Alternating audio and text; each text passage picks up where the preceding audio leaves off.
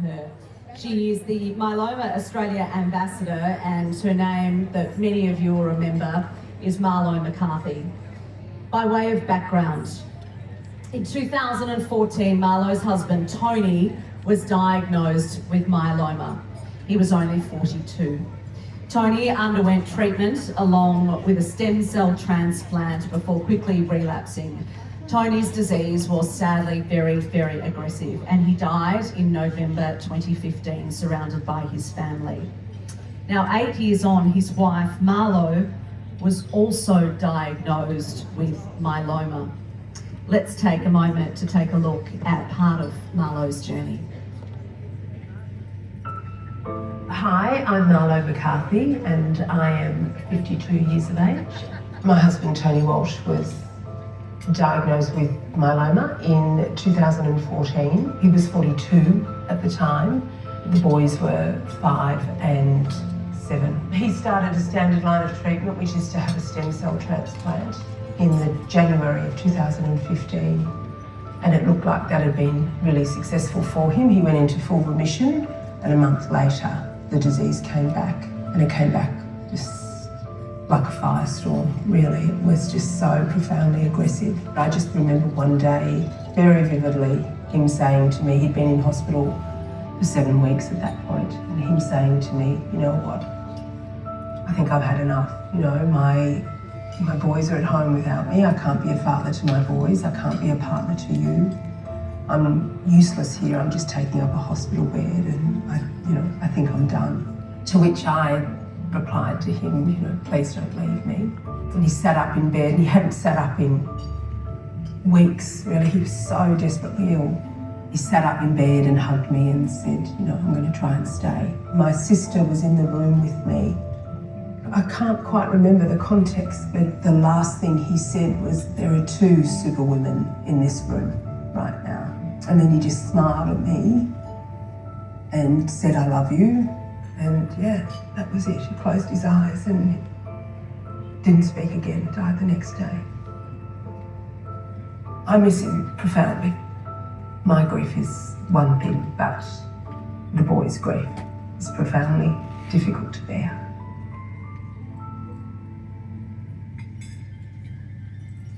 I call her Superwoman. Please put your hands together for Marlo McCarthy.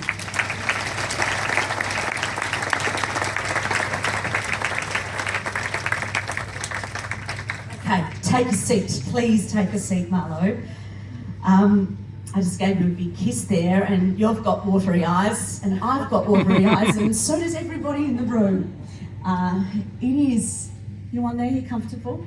Yes, it is so nice to see you, Marlo. Well, I actually have to say I feel emotional when I spoke at this lunch last year.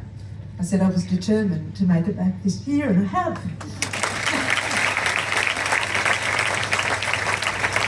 Just having a moment of like, oh wow, I did it. Yeah. I wish we had a little table here with some tissues. No, I'm okay. I think I'll get it together in a minute. So for those of you who were here last year, there's no way that you would have forgotten Marlo's really powerful speech. You said, I'll see you next year, and you're here, so that's terrific. A lot has happened in the 12 months since we've seen you. I saw you in February at another function, and you're actually wearing a mask at that time because you were right in the middle or at the tail end, I can't remember, of some pretty intensive treatment. Can you step us through what the last 12 months has looked like for you, Marlo? Yeah, sure. So in December of last year, I had a stem cell transplant, which is essentially you're given what is effectively a lethal dose of chemotherapy, and then a transplant of your own stem cells to recover, and that's a total rebuild from there. And then in February, approximately 8 weeks later, I had a donor bone marrow transplant. My sister was a match. So that was a pretty extraordinary thing to experience. It's not a common form of treatment for myeloma. I'm one of the lucky ones who qualifies as a candidate for a bone marrow transplant. My husband missed out on that opportunity. So to get to that point from a personal perspective was quite extraordinary. So since then I have been in recovery. There's a lot of complications that comes with something as aggressive as a bone marrow transplant. It's a little bit, it's kind of the next level of science. I always sort of say that it's a little bit like playing God when you take something from someone else's body and put it in your own, and that's no small feat. So yeah, so I've been at home basically for 12 months recuperating, and just delighted. This is one of the first times I've kind of, if I'm not walking around the local park, I'm at home, and this is the first big event I've been to really, so I'm just thrilled to be. Everyone looks fabulous. You all look so beautiful. You look fabulous. So I can sort of get my head around the physical rigours that the body goes through with treatment. What I can't get my head around is the mental side of it, because it makes you feel terribly ill. There are such difficult days. Yeah. How do you do that? Yeah. I actually, interestingly enough, of all the moments that have been challenging in this particular treatment journey, the most challenging was when I was admitted to hospital for that first stem cell transplant, because quite extraordinarily, I was admitted to the same hospital room that I had that conversation with my husband in. So he was in there for 7 weeks at a particularly low point, obviously, in his disease and his battle. To step back over that threshold and go back literally into that space with a diagnosis of the same cancer was quite extraordinary. So I have photos, copious amounts of photos of my boys visiting him in that room, and now we have photos of them visiting me in that room. So mentally that was, I can pinpoint that as the hardest moment. I chose to reframe it and decide that that was him actually letting me know that he was with me in my fight and that we were still very much together. But it is absolutely a huge mental challenge, and I'm not sure that we talk enough about the side effects of treatments, and certainly for myeloma, the treatments are as brutal often as the disease. And you know, it's easy to kind of say, oh well, at least you're here. But when there are so many physical effects and mental effects, you know, typically myeloma patients take copious amounts of steroids, for example. They are mood-altering drugs, and physically, you know, they alter your appearance enormously. Things like losing your hair. This is a wig. There's what's going on underneath is slightly terrifying.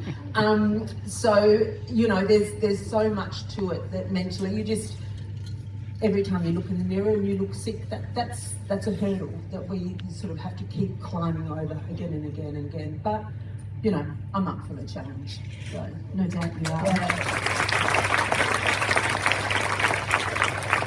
I'm interested to get your perspective on the brutal fact that when people are diagnosed with cancer, they often don't know what's ahead. The situation with you is because you were a carer of your husband with the exact same cancer, you knew almost exactly what was ahead, and that's a very unique position to be in. Was it worse or better? Yeah, good question. I guess the challenging thing about a diagnosis of myeloma is that myeloma is an incurable cancer, so you're always aware of that. So you're constantly fighting for years, you know, as much time as you can get. But it has shaped every single choice around my treatment. I have a fabulous relationship with my haematologist. To have a stem cell transplant, then a bone marrow transplant was my choice. It's a very risky choice. It's often offered at the end of the line of treatments when everything else has failed. But again, because I'd seen Tony Mussel and that chance, I went in guns blazing and said, this is what I need to do. And you know, Tony really has shown me the way forward, and also to just what I've learned about advocating, you know, for your own health, and that's incredibly important. Yeah, so it's shaped every decision I've made. part of that, I imagine, is being part of the community of Myeloma Australia. How did that relationship begin? So that began with me emailing the CEO, Mark Henderson. I was receiving emails from Myeloma Australia, and he signs off in a very personal way with his mobile number and his email, and says, shoot me an email. And I wrote to him and said, look, this is my story. I'm just the girl next door. I don't know if it's any use or not, but I think there's perhaps something in it around raising awareness. And he rang me from the dinner table when he got the email and said, Marlo, it's Mark Henderson, let's chat. And from there, it is just, I'm a country girl, and it's just like a country community in Myeloma Australia, and they have given me, other than raising my boys, this has become given me a tremendous sense of purpose, and they're just there, and they understand. And so many friends now also that are diagnosed with myeloma, and it's we tend to stick together a bit because we understand. Yeah. You are young, and your husband was very young. Yeah. Is there a misconception that myeloma is an older person's cancer? Yeah, very much so. It's not an old person's disease, and in fact, when my diagnosis was first missed by the GP that I saw, I went back to her once I had my diagnosis confirmed, and I said to her, I have myeloma, and she said, that's an old person's disease. It's certainly not. The numbers are increasing. We have a 30% increase in the last 7 years. Younger people are being diagnosed all the time. I actually sit in an online younger person's support group once a month. I'm probably clutching there, but anyway, I dial in and I chat to them all, and they're just, and typically the younger diagnoses tend to be the most aggressive. There's people don't hear of these stories, but the 37-year-old farmer that lives remotely in New South Wales, he ran into his house screaming in pain because his shoulder had just completely disintegrated, not enough bone left for him to have a pin in his shoulder. He'd been seeking treatment for it, told it was an old footy injury. So not only does he actually now have to fight myeloma, but his working life, that's a catastrophic injury for a farmer. The 40-year-old mum of 4, her twins are 6 years of age, and she's been in a wheelchair for 12 months because she needs a total hip replacement, but she had to have the stem cell transplant first. Myeloma destroys, it causes multi-system failures, it destroys the entire skeletal system, and the impacts are just profound on young people's lives, and we're seeing it more and more and more. And there's actually there's some data that's coming through that is predicting that cases will double by 2035. So, and we're just not ready as a nation. So we have roughly 22,000 people living diagnosed with myeloma, but we estimate we have as many as 80,000 more walking around like I was for well over a decade, undiagnosed. So when you can fill the MCG with people with an incurable cancer that nobody knows anything about, we've got a national problem. And we understand that there are so many cancers and so many organisations that need financial support, but we just want our little piece of the pie in that. You have mentioned your boys on numerous occasions. Yeah. I know they're the light of your life. Yeah, they are. Yeah. How are they?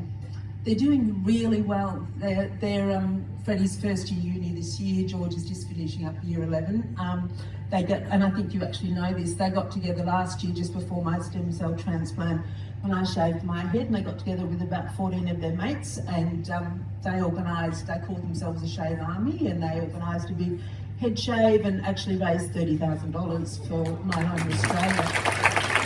So we've all been growing our hair back together. Those boys look so much better than I do. None of them needed a wig, I can tell you. But yeah, so they're just, actually Freddie just said to me yesterday, he just said, Mum, you don't have to be tough all the time. If you wake up and you're having a bad day, you can say to me, I'm feeling a bit vulnerable today, So, but they're great. Sometimes I think you know, I'm not Superwoman, boys. Can you just, you know, just go and mow the lawn, or how about you cook dinner tonight? But yeah, they're terrific. They're really resilient, and they have been swept up and in, you know, the collective hug that is Myeloma Australia. So Mark's in constant contact with them. They feel very, very safe, I think, yeah. If there's people in the audience today that this, in fact, is perhaps the first time that they're learning about myeloma, Yeah. never heard about myeloma, which is totally understandable. Yeah. Is there something in the audience that you would like them to take away from this conversation and now Sure. from this awareness, and also off the back of that, how we can actually help? Sure. So with myeloma, 27% of those people diagnosed with myeloma die within 18 months of diagnosis, as did my husband Tony. You know, 55% of us make it to 5 years. There is hope. There is a lot of hope. Currently, it costs the taxpayer, you know, in excess of $3 billion a year to support myeloma patients in their treatment. And these costs, you know, it's one of the most expensive cancers to treat because people stay on treatment essentially for the rest of their lives. The thing with myeloma is it does not go away. You know, there's no end to it. It's not like you have a course of treatment, then you write, and it doesn't go away. It always comes back. And, you know, at this point, we are making progress, and there is a lot to be hopeful about. But with all the incredible results that immunotherapies have had, you know, in the cancer space, we still don't have access to an immunotherapy unless we relapse. And we're hopeful that's going to change. Things are looking bright, but, you know, that's, we've just got such a long way to go. And that's actually what we're all about. You know, here we're incredibly grateful to Moonee Valley to be giving us this kind of exposure, but just that if you know someone with myeloma, and it's a marathon, not a sprint, and if people want to do something really simple to help, they could buy their badge, buy the pin today. That makes a very real difference to our cause. And you know what makes a real difference as well? People like you talking about it and enlightening us about what you go through.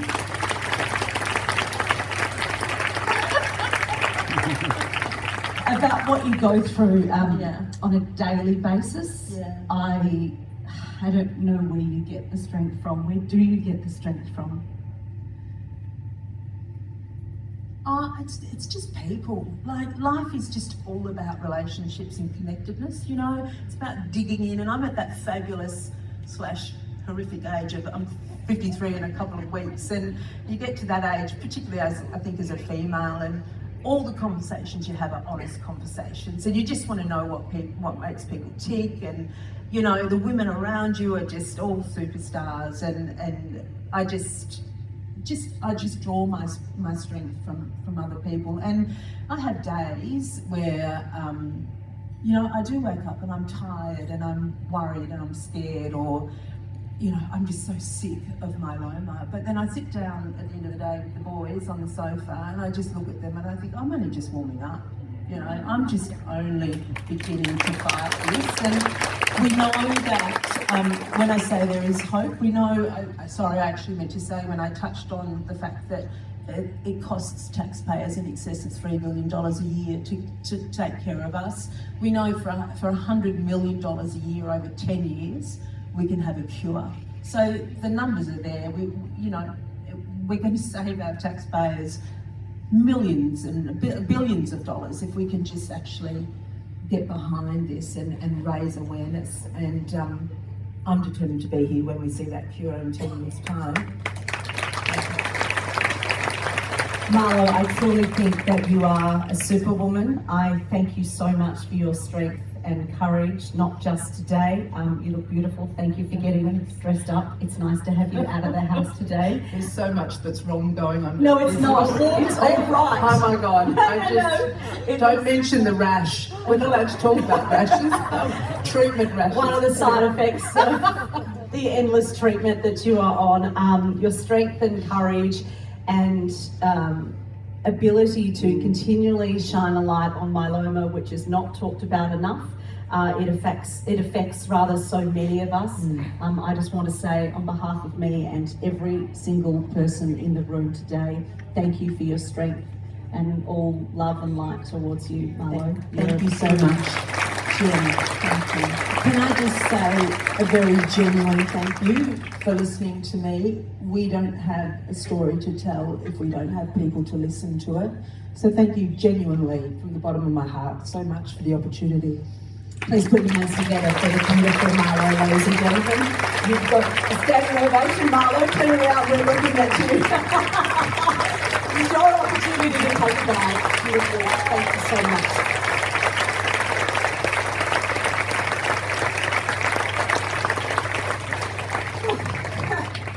We've got fashion parades, we've got Marlo, we've got everything today, don't we? It's hard to go from one thing